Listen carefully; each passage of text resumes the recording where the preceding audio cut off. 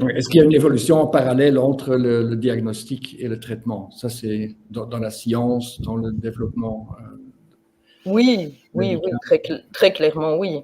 Et je vais prendre un exemple très parlant qui est celui de la leucémie aiguë.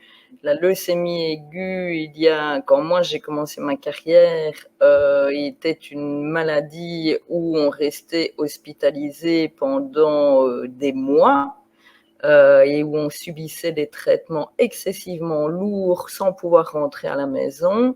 Et au jour d'aujourd'hui, la leucémie aiguë est en train de devenir un traitement, une maladie que l'on traite à l'hôpital de jour et à la maison.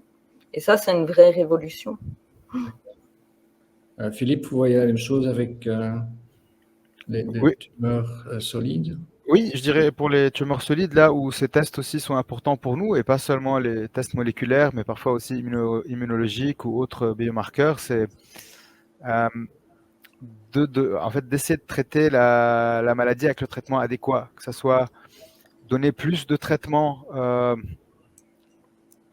aux personnes qui en ont besoin pour arriver à la guérison, et dans l'autre sens, détecter les situations où on peut faire de la désescalade, ça veut dire donner moins de traitements pour le même résultat, et donc en donnant moins d'effets secondaires. Et en fait, les tests moléculaires peuvent en partie répondre à cette question de sélection des patients, patientes, mais également d'autres tests immunologiques ou autres. Et je pense que c'est très, très important parce que on pense cancer, tout est permis parce que c'est grave et qu'il faut guérir le patient ou la patiente ou le patient sont guéris et on se retrouve avec plein d'effets secondaires après.